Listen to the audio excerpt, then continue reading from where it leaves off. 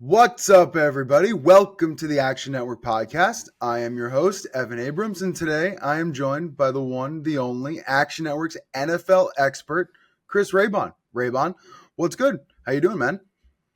I'm doing really good, Evan. Excited for the start of free agency that we're going to get into a bunch of deals today and kind of talk about the implications. So looking forward. Yeah, noon Eastern today, Monday, March 10th. Free agency basically opened, and there was no Twitter, no X. Everyone was on 17 different platforms trying to find all the deals, watching TV. It was a little bit of chaos, but we seem to have found some level ground. So these are some of just the deals that have just flown in so far today that I think it's worth rattling off. And then we're going to go kind of one by one here, talk about fantasy, betting, all different types of connections to each of these deals. But so Godwin goes back to Tampa.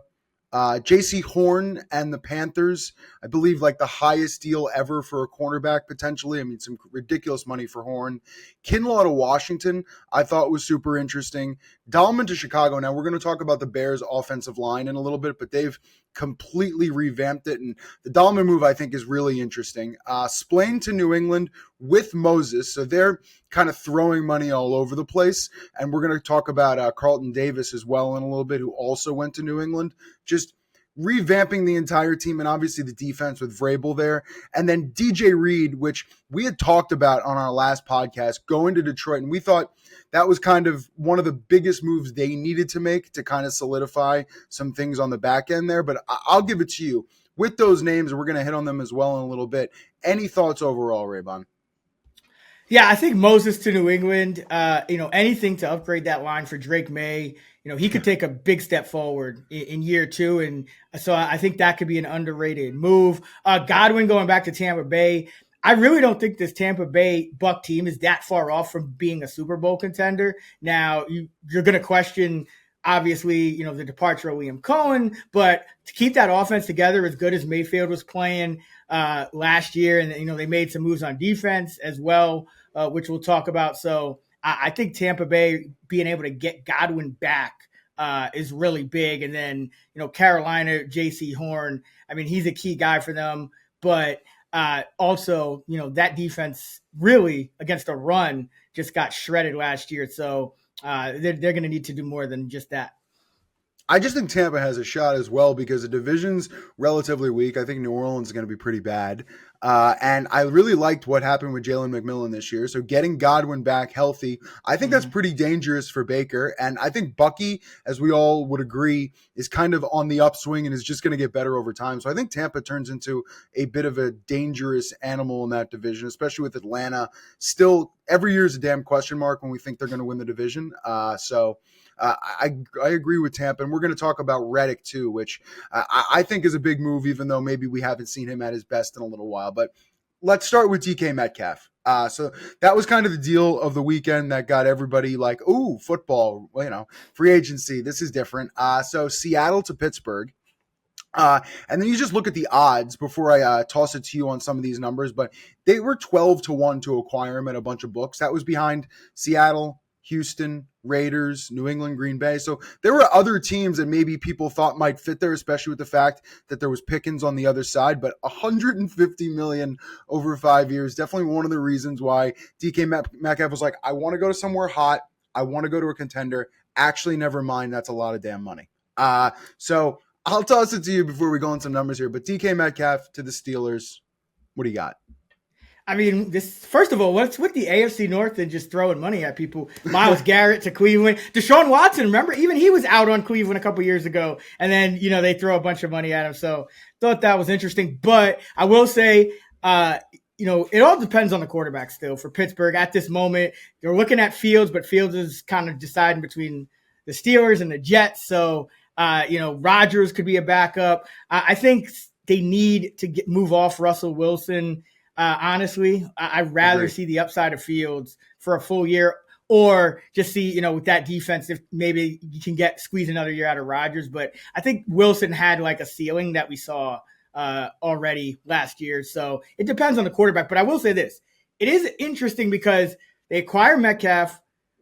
there's some overlap there, right? With George Pickens. Those are, similar kind of receivers. They're not exactly the same, but, guys that you would much rather, send on deep routes, field stretchers, guys you don't expect to move around too much. You're going to kind of play them on the outsides. And then they commit 150 mil to him. So I wonder, is Pickens maybe a surprise trade candidate at some point, because there would be a lot of overlap, and they would, they have a lot of deep threats right now, right? Like, I mean, DK and Pickens. So, and Taylor, Calvin Austin also, even though he's kind of like a shiftier guy, speedier guy, I think he was better as a deep ball guy as well. So Pittsburgh, I think, still needs to address the slot.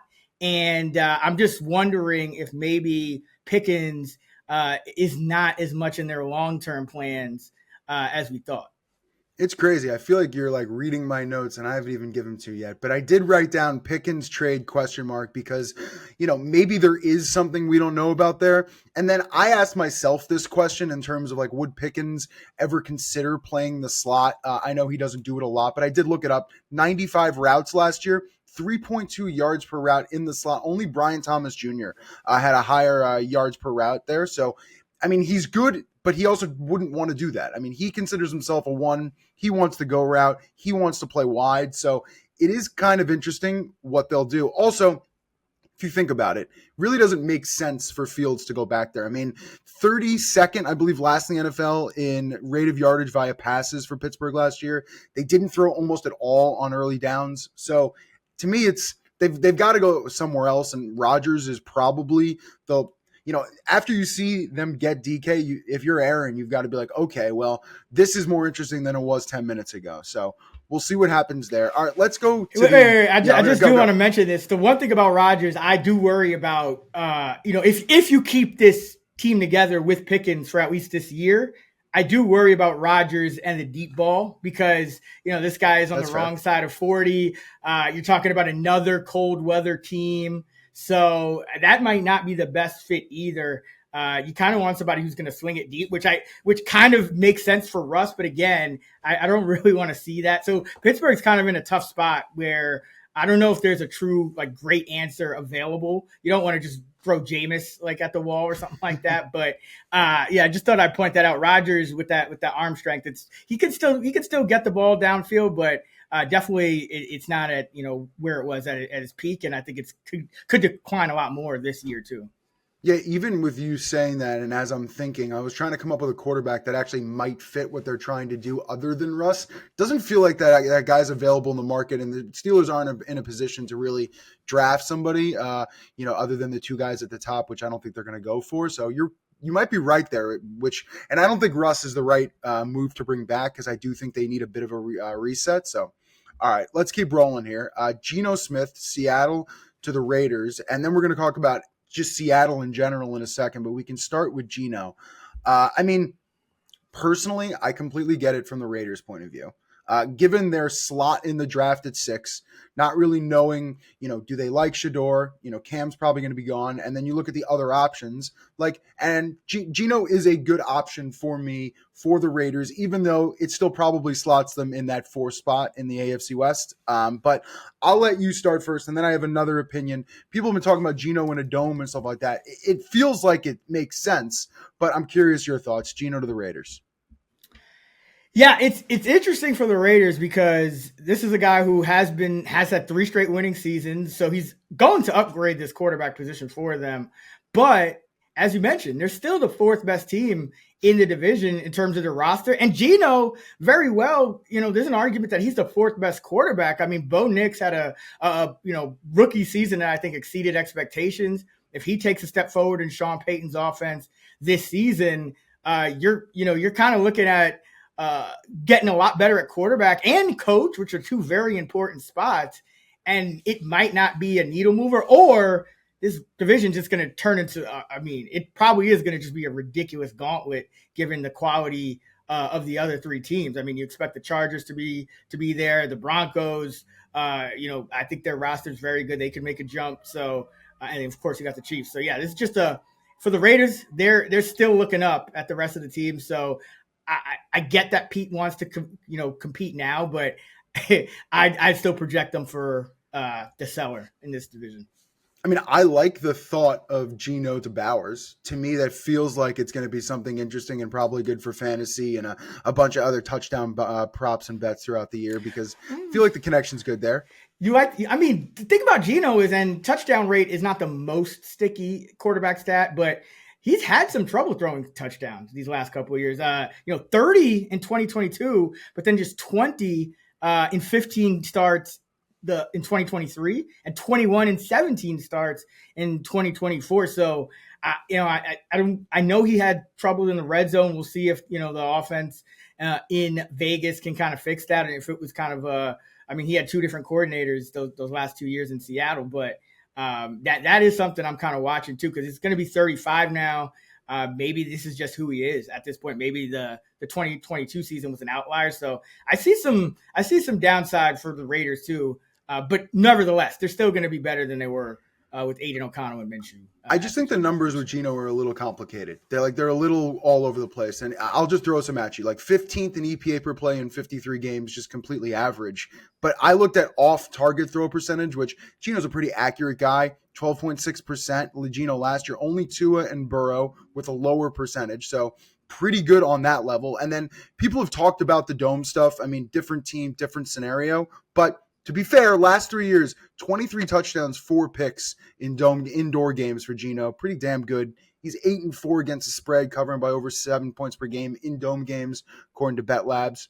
Pretty good as well. So I see the ups. I also see like the mediocrity from Seattle's point of view. So let's turn to Seattle overall as a second, because I think trading Geno, trading DK, like obviously there is a minor reset button after a year where they probably should have made the playoffs, finished 10-7. Like it was basically a scheduling quirk why they weren't there. So what do you feel like is going on in Seattle? Because I'll tell you this, Jackson Smith in the Jigbo certainly doesn't like it because he feels like he's losing everybody every single day here. So Seattle? I mean, he should like it because he might lead the league in targets, receptions, and yards this year. Triple teamed at this point with Jake Bobo next to him, though. So hopefully they figure that out. Yeah, but obviously they're going to build the offense around him. That's what they did over the last, 10, 11 games of last season. But, they're saying it's not a rebuild. And some of the guys that they released, like Lockett, these would have been guys that they released regardless. But to lose all of this talent from a team that went 10-7, including the quarterback, 2 of the top 3 receivers, guys on defense, guys along the offensive line, and you're just getting draft picks. This could end up being a rebuild year, even if they don't intend for it to be. That might just be the best situation, because if you go 10-7 and then you're switching everything up like this, I mean, you're obviously in some kind of purgatory. So maybe I think Sam Howell could be a tank commander. I think this Seattle team, they are looking at if they get Sam Darnold, who he's been linked to them the most, he's their top choice. It sounds like they still have at best, I think, the 3rd best quarterback in the division. I mean, and really probably the 4th best, because Kyler Murray, I know, he's had his ups and downs, but I mean, upside wise, I think you'd still take Kyler Murray over a guy like Sam Darnold. So Seattle's really in a tough spot. Not a team I'm really looking to back at this point. And I don't have high expectations for the Seattle team. I think they might end up being one of the worst teams in the league if they don't make some kind of crazy splash, which they are accumulating draft picks. So there's an outside shot, but they really need to figure out that quarterback position. And I don't know if Darnold seems like a lateral move to me. Like Geno, we kind of shit on him a little bit, but I do think Darnold, we saw what Darnold was at the end of the year. So if you're trying to do better than Geno, then I don't think Darnold's the answer. So yeah, tough spot for Seattle.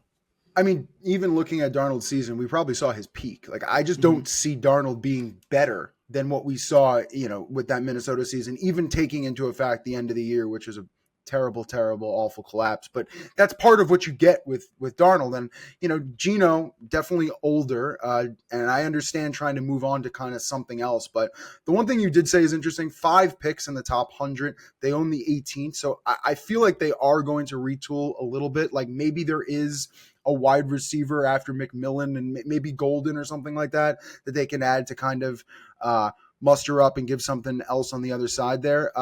So to me, I agree. And I also I'll say this. The Rams seems like they are, at least to me, floating to the top option in the division, and the division's a little bit murky right now because I still think San Francisco, maybe they add Joey Bosa and their defensive line becomes a little bit better, but losing Debo, I mean, Ayuk is going to be good on that side. I think San Francisco to me is still a little bit of a question mark. I know I think Brandon and a few people here at Action Network kind of like them this year. I know Simon liked the Rams, so I think there's some interest in the division, but it's just not Seattle. So let's anything else there? Yeah, I mean, I still like San Francisco. I think Okay. San Francisco, it was all about injuries. Shanahan made some changes. You know, he's going to delegate some more responsibilities, which I think is good because he kind of lost track of the special teams last year and things like that. So I think San Francisco will be fine. I think the Rams are always going to be there, and we'll get into their big move next. And I think Arizona's kind of a sleeper. I think their coaching staff has done some really good things, and I do think they have some talent on that team. So depending on what kind of moves they make, they could look a lot better too by the time we're heading into the season. So it's just really tough for me to see at this point what Seattle does to kind of get back, especially with a lot of the top free agent names going off the board anyway. I just wonder if they're a dark horse to maybe try to package something together, maybe add a third team, and maybe they try to trade up with the Titans for Cam Ward or something like that. But I'm just having trouble seeing the path back to the 10 wins or, even kind of a 500 year for Seattle, given the roster at this point. I got to tell you something, Raybon. Sometimes timing is just too perfect. Like, we do these podcasts and you say to yourself, well, maybe something might break. I got some news for you. Sam Darnold just agreed to a 3-year contract with the Seattle Seahawks. There you go. $110 million over 3 years. That is a nice little bag. And but to me, that is what everyone kind of expected. Darnold goes to Seattle in that sense. I don't know how much it actually raises the floor. We just talked about that, ironically enough, 10 seconds ago. I think it's a lateral move. So do I like, the concept of the deal? Like, yeah, you get a quarterback there that at least had a good year last year, has some experience in the league. I think we all have our question marks around him, but they get their quarterback. Thoughts quickly, Darnold, Seattle, it's done.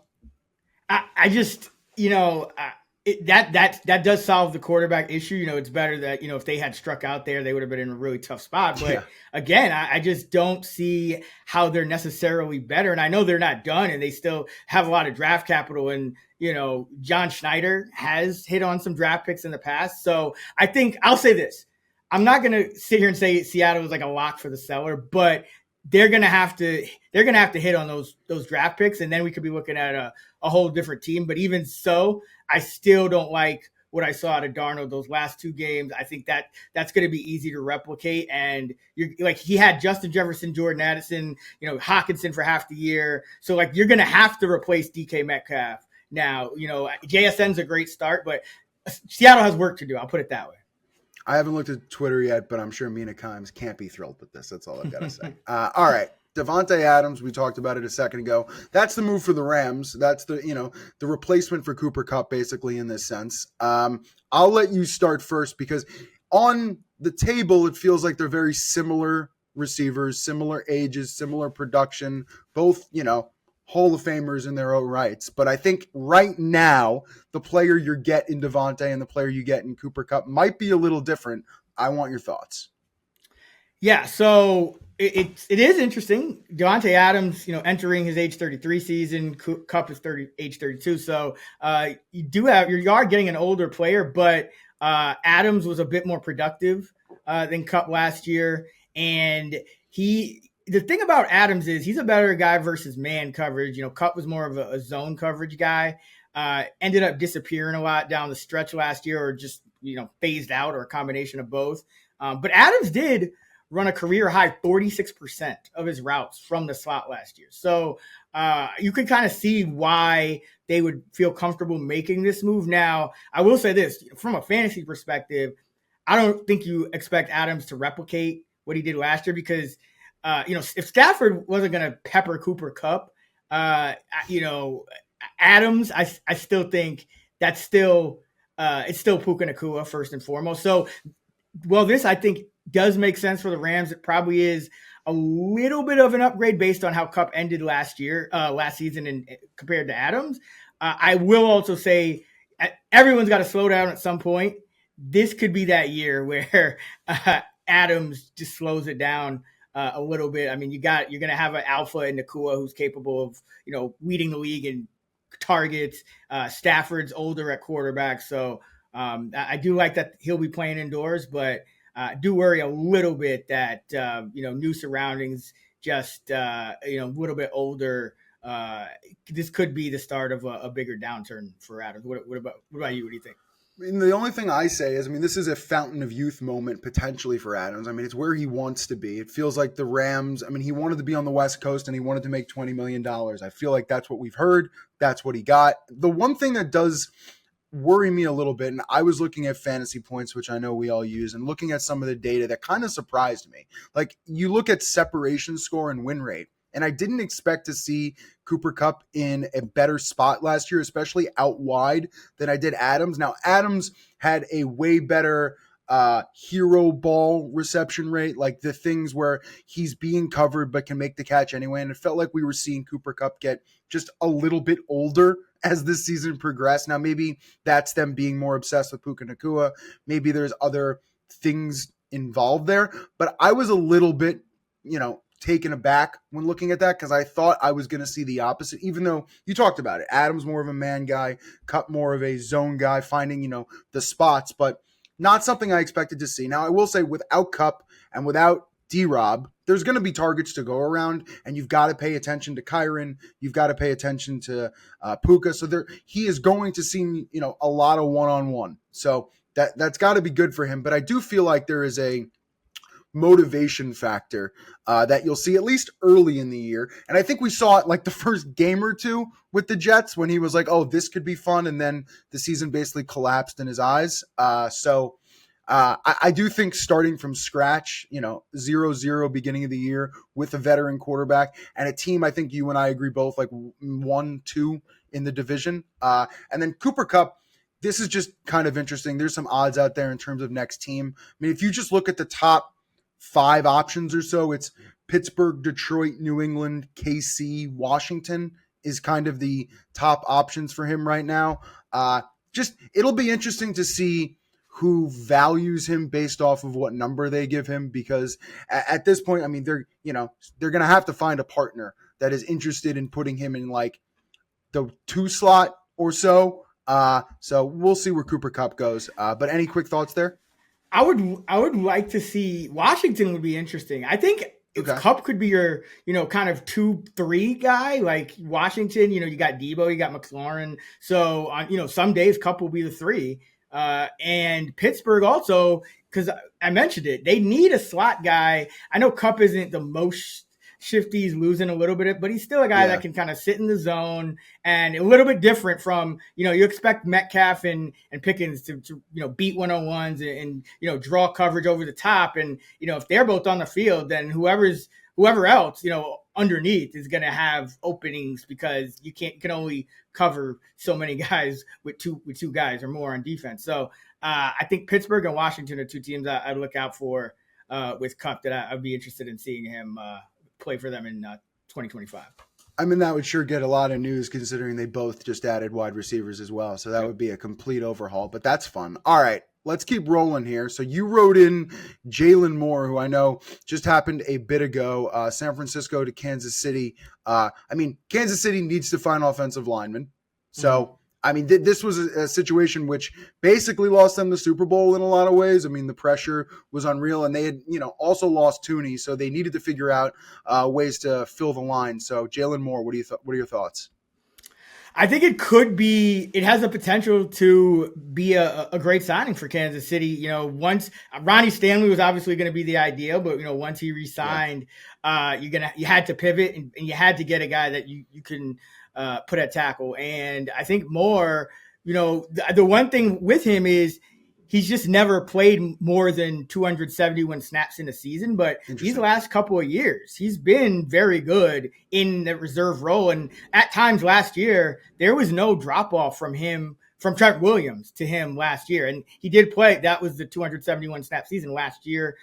He was pretty good. He ranked in the top 25 in terms of PFF grade among 141 qualified tackles. So just has to kind of translate that to a larger role. But Kansas City is a good place for that to happen. I think when you get a guy with some talent that's already been proven in this league, and now you put him around Reed and Mahomes and these guys, I would think that he works out just fine for Kansas City. So I think that has the potential to be a really big get, because like you said, they needed a tackle, and Tooney, moving him from the interior out to tackle, that really messed up multiple things. They didn't have the size they needed on the at tackle spot. That it was they ruined their interior run blocking. Like, it was a disaster. So this move for Kansas City, I know maybe a lot of people aren't that familiar with Jalen Moore, because again, he was backing up Trent Williams there in San Francisco for the last 4 years, but potentially a really big get. 311 pounder, 27 years old, 6'4". So watch out for Jalen Moore on the Chiefs this year. That could be huge.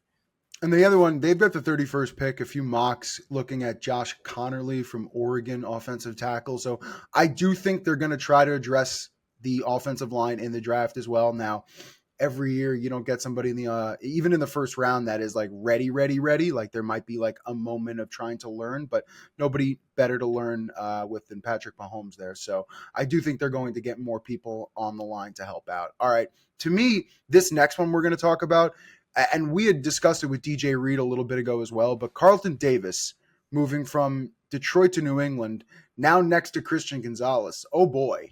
Mike Vrabel really doing a good job reworking that New England defense. I'll let you start, but to me, in the division with Josh Allen after getting that massive deal we'll talk about in a little bit here, you need to find people to be able to guard wide receivers, and maybe nobody better in this class.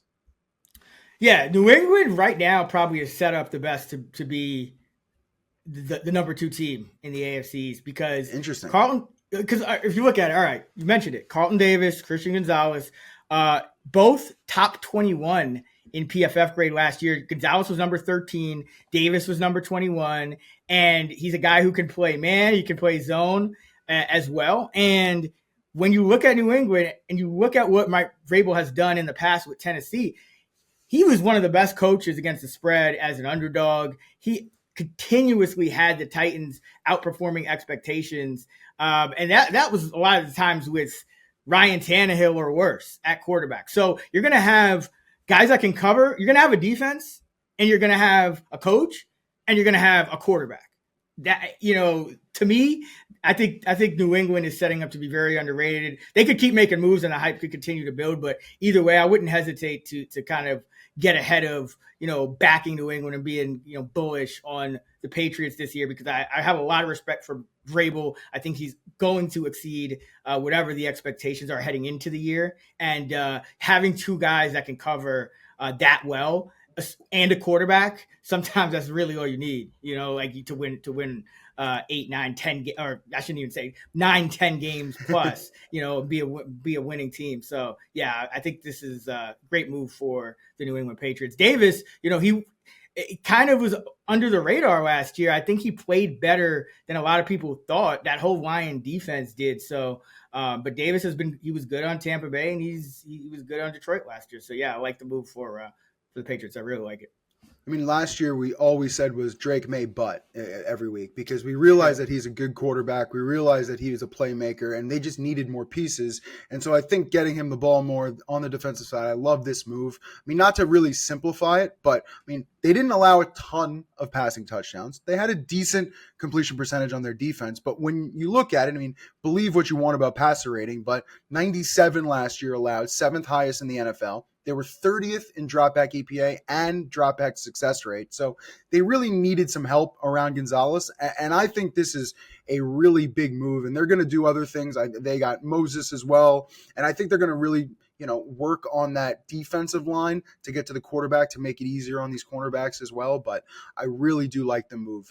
So to me, it's a move inside that division as well with Tua and Allen and whoever the hell the Jets get. But I think it actually is nice. Okay, so you want to talk about Haason Reddick here. We were talking about Tampa Bay earlier. So he goes from the Jets, which I guess you can't even, really call him a Jet much there, but to Tampa Bay, which we have seen a lot of defensive linemen have success in Tampa Bay. And I feel like Reddick might be on that list, and I think you agree.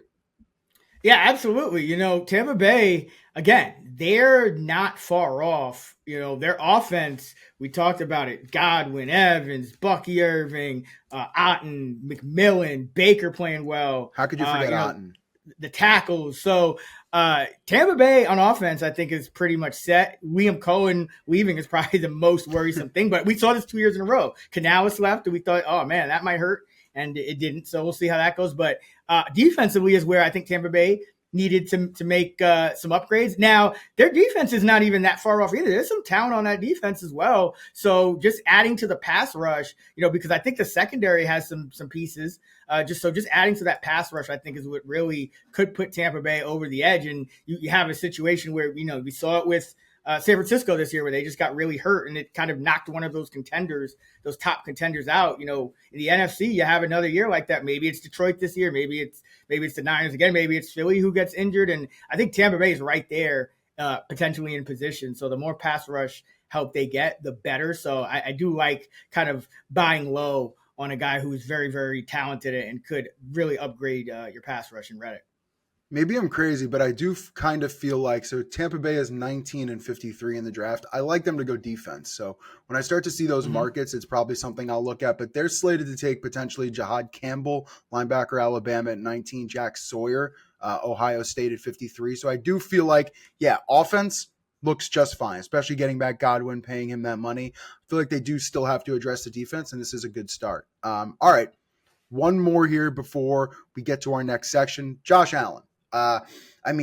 Giving him the boat, giving him everything he needed, giving him all the money, the most money we've ever seen. It was like $330 million. But the one thing it does do, and Buffalo's done this over the past 4 or 5 days, which is re-upping a lot of their players, giving them a ton of money, and what it feels like kind of running stuff back. So, what do you feel like overall with the fact, obviously you can't be mad with Josh Allen getting this much money and, staying in Buffalo for the next, decade or so. But thoughts on the amount of money and the extension? It's ridiculous. He's worth it, though. Ridiculous.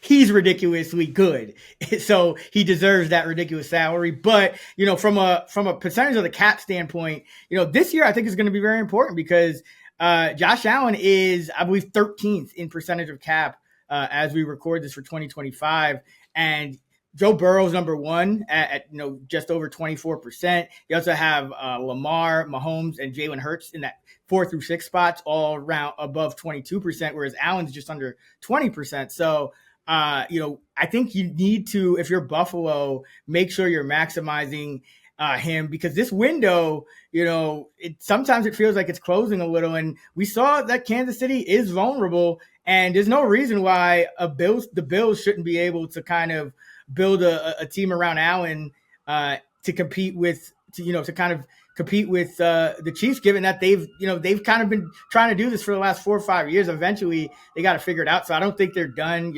I think they need, more pass rushing help. Von Miller was released. They did re-sign Rousseau, but you're right. They are kind of running it back. I do think they need to add another element here. Something's missing, but I think they were on to something with kind of spreading the ball around.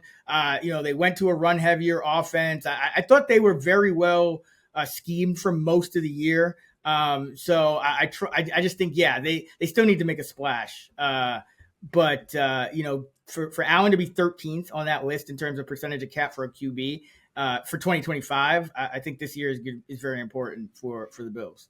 And the one thing I'll say about that, and I had looked this up before the Super Bowl, but Mahomes, I believe, moved up maybe 10 spots or so to number 5 this year, which we were talking about it, that Mahomes moving up to that 5th slot in terms of salary cap percentage was going to make it more difficult on Kansas City, and they were going to have to do some chess to try to figure it out, and that's just going to get harder. So I think you're right that window of like a year or so, and that's why they're signing these guys to extensions, and they're trying to move money around to really make some opportunities here, because once you get into that like top 5 zone, it just becomes really difficult, and nobody knows that more than number 1 on the list, Joe Burrow.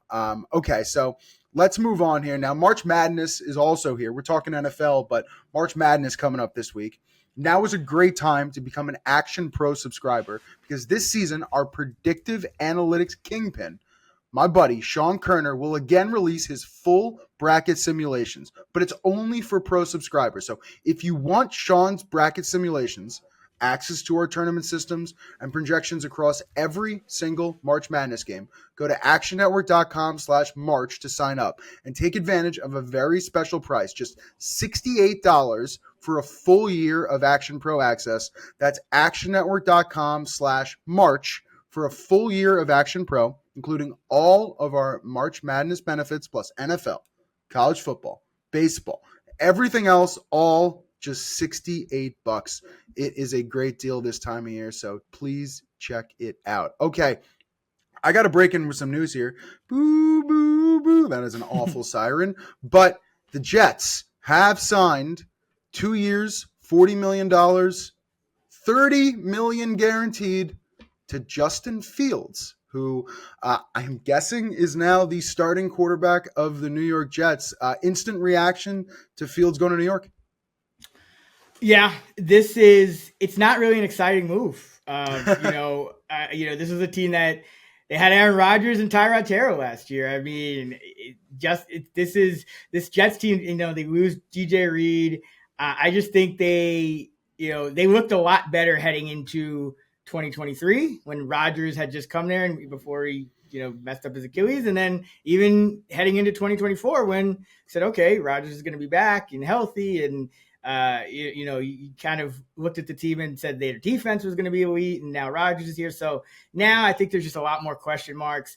Justin Fields, I just think that he's not going to be a needle mover compared to like Rodgers. And honestly, I don't know how much even better than Tyrod Taylor that he will be. So that's interesting. I get it from the Jets. It's a swing on a high upside quarterback, so I don't hate it. But just in looking in that division, I think it kind of cements that, this Patriots team is on the rise. And I think, the Patriots have probably the second best quarterback in that division at this point. No disrespect to Tua, but I really like what I saw out of Drake May last year. So you got the worst quarterback in the division. You got a guy who got benched for Russell Wilson. Davante is gone. It's not hard to get excited about that one, at least for this year. I guess my 2 thoughts, just hearing about it right now, would be the draft. So they've got the 7th slot. You would assume there's been talks about them moving up to 1. 7 to 1 is a really difficult thing to do compared to like the Giants. They wanted to move from 3 to 1. So maybe this takes them out of it, and then they want to look at McMillan at 7 to help Fields out. And I think the other side of it is Garrett Wilson. Like, this is not the quarterback Garrett Wilson wanted to see. I mean, he's, not the most accurate passer. Pittsburgh purposely didn't pass on purpose with him back there because he had other skills. I feel like we're a year away from Garrett Wilson getting ultimately pissed off, triple teamed, and being like, get me the heck out of here. But to me, I like the upside. I like the running in the new age quarterback. I feel like he brings another angle. I just haven't seen the duel that I think you and I look for in some of these quarterbacks. He just hasn't had it. So it's an interesting move. Given the market, it's probably the right move for right now. But listen, $30 million guaranteed, 2 years for 40. It probably means 1 year for 30, and then we'll figure it out. But interesting move nonetheless. Okay, I have Trey Hendrickson listed here. I mean, I don't think there's much news there. I think we're kind of waiting to see where he goes. I think a few books have some odds up on some future locations, but I think without knowing anything there, we assume he probably won't be in Cincinnati, but we'll wait for that domino to drop. Any other thoughts? Yeah, I mean, he's obviously going to make a big difference wherever he Ridiculous. goes. Yeah. Yeah, so would love to see a contender get him, maybe like a Washington or somebody like that. But wherever he goes, especially if it's a contender, Buffalo. That would be a great move, I think, for Buffalo if they can squeeze him in under the cap. But yeah, he's one of the best pass rushers in the game. So and it's a big loss for the Bengals too. I mean, they're trying to juggle everything. You mentioned it. They got Burrow eating up that salary, Chase, Higgins franchised again. So a lot, a very top heavy team that's trying to get back there. And they've proven that they can compete with the Chiefs when they're there. But, you have a season like last year or the year before where you kind of start a little slow and then you're on the outside looking in. So tough for the Bengals if they do lose him, which it looks like they will. But he's going to be a massive get if he goes to a contender.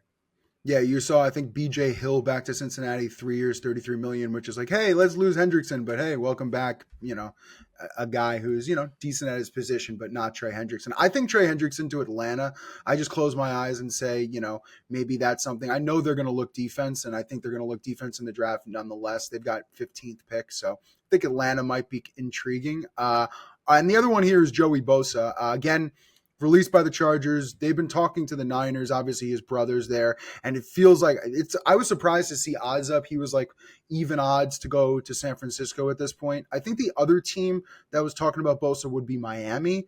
Now, Miami's defense has been, absolutely horrendous at different points. So needing to get a rusher there would be intriguing. But any thoughts on Bosa? Yeah, I think San Francisco is still the most likely spot, and I would like to see him go there. He has kind of fallen off a little bit, and at times he's been kind of counterproductive being on the field at key times for the Chargers, even with all his talent. But at the end of the day, he's still a very talented guy. So, but I think with reuniting with his brother, I think that would probably just make his competitive juices kind of come out a little bit and probably puts him in the best spot. So I would like to see him in San Francisco. I would like to see San Francisco, get back to that dominant pass rush where they can rush for and do what they do. But I think I still would think San Francisco, but it's all going to come down to, money on the market unless he really just wants to play with his brother no matter what. And it's but I would think it would have been a done deal already then in that case. Yeah, I was expected for that to be done by the time we did this pod. So the fact that it isn't has me a little bit up in the air. It's also a living situation, right? Like if Miami's number 2, you got to move all the way across the country for a team that's going to finish 3rd in the AFC East. Doesn't exactly feel amazing. All right, let's keep rolling here. So Bears offensive line, I wrote as a category because, listen, between Tooney, Dahlman, which happened today, which I love from Atlanta, and Jonah Jackson from the Rams, I mean, Ben Johnson is figuring out exactly what went wrong in Chicago. I mean, Caleb was sacked 68 times last year, 16 more than Stroud, 18 more than Geno. So, I mean, there was an obvious problem there. But the thing I look at, forget the sacks for a second. They were second worst in offensive adjusted line yards. Miami was the worst. They had the worst in second level yards as well. So there was just the blocking was really holding them back, I think, in a lot of different ways. But to me, this is a nice solution, right? Yeah, I mean, Tooney, the Chiefs already have, Smith and Humphrey on the interior. So Tooney, unfortunately, was a guy that just ended up, they couldn't afford him. So, yeah, good get for the Bears. And, it's interesting because a lot of their linemen last year really didn't play too awfully. If you look at their PFF grades and different metrics like that, they weren't really that bad. Now, guys got banged up and, they weren't always healthy at the same time. But, I think a lot of those sacks were on Caleb Williams, and so he has to get better as well. But I do like it, as you alluded to, Evan, in the run game, because I think that's part of it too, is taking some more pressure off Caleb Williams. And we're starting to see the run game become, more important again in terms of contending for a Super Bowl. We look at Saquon Barkley and what the Eagles did. Look at the Bills, how they transformed to more of a run-heavy attack down the stretch and into the postseason, and it serves them well as well. So I do think that the Bears, cold weather city, young quarterback, are a team that would be better served from running the ball more and better. And so these moves are going to help, you essentially revamp the entire interior of your line, and your tackles are pretty solid. So this could end up being one of the best lines in the league. There's an outside shot. They're like a top 3 offensive line with the talent they have. So that is something to watch, and their run game could be night and day. It was interesting to watch Saquon Barkley go crazy in the playoffs and then get to the Super Bowl. Obviously, he had the game he had, but Kansas City couldn't run the ball for damn. And that really was clear at the end of the year, which kind of made them one-dimensional, in my opinion, and put a lot of pressure on Mahomes. So I kind of agree with you. I think the running back position has kind of taken a bit of a turn, especially this draft is very running back heavy, and we kind of hear it from everyone. So maybe there is an opportunity there for some teams. All right, let's go. And now I can't remember what day this was, but I feel like it might have been Friday or Saturday of last week, but I remember the Jaguars just getting alert after alert after alert of just people getting moved, getting traded. I mean, there was, cleaning house all over the place. So between Evan Ingram, Christian Kirk, Mitch Morse, Ronald Darby, Devin Duvernay, I think there's even many more names than I left out there. Now, Christian Kirk goes to Houston. So that was a bit of a trade there, as they need some wide receivers with Diggs and Dell, and they've still got some holes there. But overall, thoughts on Liam Cohen, what's going on there, and basically the cleaning house, it seems, other than Brian Thomas Jr., which is a god amongst men. Yeah, I think we should give him some benefit of the doubt, Okay. because we saw Tampa Bay. Like, if you really look at Tampa Bay's offensive numbers last year, they were historically good in certain facets. Like, they were one of the only offenses to accomplish like the third down and the red zone that they did with the amount of points that they did. Like, they were very, very good. And there was little to no drop off when Evans and Godwin got hurt at the same time. And Godwin, he was done for the year once that happened. So I do think that Liam Cohen deserves some benefit of the doubt here. And he's keeping there's still Brian Thomas Jr. there. That's the guy that I think you're building around. Now Trevor Lawrence, that's going to be the key, because I think Trevor Lawrence, he's a former number one pick. He should be elevating guys, but I don't think it was necessary to keep all these guys. I mean, like, Brenton Strange at times was almost as productive as Ingram. You had Parker Washington had some really good games. He's a young guy that's still on the roster. They paid a lot of money to Gabe Davis, so they'll probably keep him there. He's your deep threat. So I wouldn't be too alarmed by these moves for Jacksonville on offense. Now, defensively, I think is where you're still kind of a little bit skeptical, but I mean, they have some talent on defense too. Trayvon Walker came along. You still got Hines Allen. So Jacksonville's a team that division. There's a lot of question marks in that division. So Jacksonville is definitely a team to watch, and Cohen was so good with Baker last year and in that offense that I wouldn't be alarmed. I'd kind of just be kind of watching more. Okay, well, who are they replacing these guys with? What is it going to look like heading into the year? But none of these moves really kind of sound the alarm for me at all. And the fact that he is kind of making some moves, like, this is kind of what Seattle is. It almost looks like Seattle's doing, but except with Jacksonville, they have a quarterback, so it's and they have Thomas Jr. So they have the quarterback to receiver connection, where Sam Darnold and JSN haven't had any time together yet. So I do like what Jacksonville's doing, especially in that division. I think they have a chance to make a big jump. I think you and I would take Lawrence and Brian Thomas Jr. over Darnold and JSN at the moment, so I agree there. I'm the 5th pick in the draft as well for Jacksonville, slated to take Mason Graham, obviously help that defensive line out in Jacksonville. The one thing I was curious about is, okay, so you want to give Brian Thomas Jr. some help. You have Gabe Davis on the other side, which at this point I'm not really sure what player Gabe Davis is. Like, I don't, he hasn't been the best or most productive or most healthy since he's left Buffalo, but I mean, do you forego? Do you look at McMillan early? Do you hope Travis Hunter makes it to you? Does that make any sense at all? So, I mean, the one thing I looked at was they have odds on Hunter to go to a specific team. He's like 6-1 to go to Jacksonville. Now, that probably means the Giants and Patriots have to not take him in this situation, which, may be a little unlikely. But yeah, I think Jacksonville's intriguing. I don't really say that all of these releases and trades are a huge worry overall. And I think you nailed it. The one reason why, there is so many question marks in this division. Top down, I just think at any moment, any move can kind of shift the tides a little bit. So I think the division kind of offers them the ability to make some moves, which they've done. All right. Eagles. I mean, the Eagles stuff is really just bringing back people. I mean, they released Slay and Bradbury, which if you watched, most of the year in the postseason, they did okay. But I do feel like that is a position that allows some upgrades. And then they re-signed Bond and Saquon to different types of deals.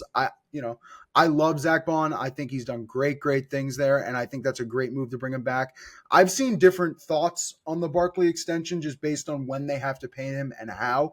Howie Roseman always figuring out the salary cap like no other. So thoughts on the Eagles? Yeah, because what they did, knocking off the Chiefs, everyone wants to get their guys, and so they are going to lose some guys. Now, luckily, they're going to have the key guys, which are Vic Fangio, running that defense and those young corners and whatnot. But I do think that there is a potential for some kind of a Super Bowl winning hangover here, just based on some of the. Like everyone was pretty much healthy on defense most of the year for them last year. Like it was just such a great season. So I think you're going to see some regression, but the Saquon deal, that one I'm still having a little trouble figuring out. I mean, they gave him essentially an extension, I guess, almost like a thank you. I think it was 2 years, $41 million extension, $22 more million guaranteed. And it just looked kind of odd to me, but Howie Roseman, kind of got to give him the benefit of the doubt there. So maybe he's got some things, there's going to be some kind of things, loopholes he's taking advantage of. And the cap did rise a ton. So maybe it doesn't even, register when we're looking at this deal next year, the next 2 years. But that was a little odd to me. But overall, yeah, I just think the Eagles probably peaked last year. Like they could easily repeat, like they're still very talented roster, but I would think they're going to have a little bit of regression, a little more injury issues. I mean, even they were so reliant on Saquon Barkley, and I mean, he's a guy that he hasn't always been able to stay healthy, and running backs in general don't. So, if Saquon Barkley only plays, 10, 12 games instead of the entire season, just that alone could have a massive impact. So, Eagles are going to be a team probably going to be a little bit overvalued in the market, even though they still have probably the league's best roster. Yeah, and then you wrote down here Milton Williams obviously making the move from Philly to Carolina. What's that impact to you? So, I mean, it does hurt Philly. I mean, it's just one of those guys who, yes, Philly has some other talented guys on the interior, but, having that rotation, I think, with those big guys is always important. But the one thing, Milton Williams was a top 15 graded player in PFF, but he was a bottom 20 guy in terms of run defense, and that's where Carolina really needs him to be better. He has been better than that in other years, but he's under 300 pounds, so that is something to kind of watch, because I think you would really want a guy who can add to your run defense as well there, and you would think Williams, with the talent he has, would, but really did not play well in the run game last year. Yeah, I tend to agree. I mean, I think that move probably hurts them a little bit, but I do also think the draft is going to be a place where they're going to try to fill some of these holes. I was considering maybe they find like a running back to try to take a little bit of the workload off of Barkley, since it is a heavy class. Probably not at 32, but they do have other options later in the draft. All right, let's go through some of these free agent questions, some draft stuff here, just some quick bullets. So if you could mix and match a current player available with a team in need, who would that be? Now, we nailed the DJ Reed stuff. I mean, that was the one we had talked about last time. So what else do you have on your list here? I think one other one is interesting. Evan Ingram to the Broncos. That would make some sense. The Broncos were kind of rotating tight ends, and they do have a kind of an Ingram-like role where, Lucas Kroll was a guy who they were using in that role where it's just like a pass-catching tight end. But the Broncos, I think Ingram is best for a team that, you're not going to go three wide every single down. And I think the Broncos, they do mix it up personnel wise. They do play a fullback. So as long as you have another tight end on the field that can run block, I think Ingram can be dangerous, and then he can play in a passing situation. So I do think Ingram's interesting for the Broncos if they're not planning to draft one of the top two tight ends in this draft, which they could very well do that. But Ingram, to me, he's Jacksonville. He's probably they looked at him and said, we probably don't need a guy like that. And I don't disagree. I think, again, you want to give Cohen some benefit of the doubt there. So, but Ingram's still a talented guy when healthy. He's a guy who can catch 9-10 passes in a game. I think he had 100+ yard receiving year the year before. 100+ catch receiving year the year before last. So him to the Broncos, I think, would upgrade that tight end room and give them kind of that Dulcich replacement that they never really got. Yeah, I think on the flip side, Jacksonville to take a tight end in the draft could be interesting. I like Mason Taylor or Arroyo. That's a bit like of a second, third round. But I think, trying to get younger, saving some money as people always do on those rookie contracts is intriguing. All right, let's keep rolling. Based off the moves that have already been made, is there a draft bet you like as of now? This one to me is probably the most interesting as we're starting to get locked in on Green Bay's draft. Yeah, so I think the most of the draft, bets available at this point are still, quarterback or number one pick related. Yeah. So the one that stands out to me, and I think we've talked about this before, but the Titans to stay in that number one spot, they're minus 125 on DraftKings to pick first in the draft, and just based on how the quarterback dominoes are falling, it seems like Cam Ward is going to be the number one pick, and it seems like Tennessee, unless, they kind of surprise us and make a move for a veteran quarterback of some significance, which there's just fewer guys available after the Field signing and the Darnold signing and whatnot. I think they would go Cam Ward. So I do think Tennessee's probably more closer to, 65, 70% to make the number one pick at this point. So I think there is some value there, and that there's that gap growing between Cam Ward and Shedeur Sanders as well, which just makes it more likely that Ward is the number one overall pick, and he's highly favored to go there. So yeah, that's the one that I'm looking at. I mean, you also look, Carter's had his injuries, Travis Hunter's had his questions, Shedeur's moving down the board. Like, we're kind of running out of options. So not only do I agree with that, think about this. Cam Ward, like between minus 350 and minus 400 to go number one. Tennessee, like you said, minus 125 to make the first overall pick. Like, it feels like that gap needs to be a little tighter than it currently is. So I think you're probably right in looking at that. I like it. All right. Anything else there? No, that's really it. I mean, I think like if you want to hedge there, like, if Tennessee's not making that number one pick, I still think it'll be Ward. So I think it'll be a quarterback needy team. And that means, I mean, when you look at the board, the Giants still haven't signed Rodgers. Like, we expect them to, but they still haven't. But they're plus 110. But the Browns, we still don't know what the hell the Browns are doing, right? And they're plus 750. So, and they, that would just be 2-1. So that, I don't think it would happen, but I do think, if you want to hedge, like the Jets may be less likely now with the Field signing, the Raiders with the Geno signing, and the Seahawks with the Darnold signing. Those were the other teams that were at the top of the board there to make that number one pick outside the Browns and Giants. So I do think the Browns offer a little bit of a hedge opportunity there if you're not sold on the Titans. But I mean, I think you're completely right also in the odds. Like, the Giants are plus 135 to now draft number one, Browns being plus 750. I think it's more likely that Russ or Aaron goes to the Giants, and then the Browns are left being like, okay, well, what can we offer Tennessee to get us the heck out of this Watson thing earlier than we want to? And I think plus 750 kind of offers some value there. So I like it as well. All right. Do you have anything else before we wrap up here? No, I think really just Cleveland's a team to watch. What are they going to do at quarterback? Is it going to be Joe Flacco? Is it going to be Kirk Cousins? Are we going to get a surprise trade? That's interesting. And then Gene T, I do think, with the running backs, with the way Saquon had success in the playoffs and just through the season, that teams are going to be more inclined to take G&T, and the Raiders sitting there at 6. I mean, it sounds crazy to go running back at 6, but he's still about plus 200 to go to the Raiders. That could be a spot where he goes. So I'm kind of looking at those G&T odds and seeing, would there be I don't know if a team would trade up for him, but I do think that he's going to be in demand just based on how the season kind of played out. And, teams sitting there saying, hey, we need a playmaker. It's not, I don't think it's just going to be the wide receivers. I think they're going to look at G&T just as much. So him to the Raiders, I think is a bet I'm kind of looking at, but just his board in general, I think is something to watch because there's probably going to be a team that emerges. And I think I think you're going to have to be aggressive to get him. And the Raiders are just sitting in that perfect spot.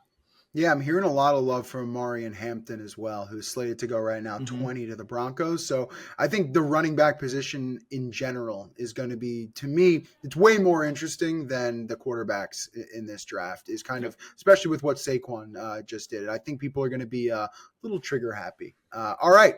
That is it for this Action Network podcast on the NFL offseason and draft.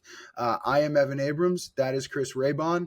We will be back with more news and all sorts of great stuff in the next few weeks once stuff happens. So thanks for tuning in, and good luck, everybody.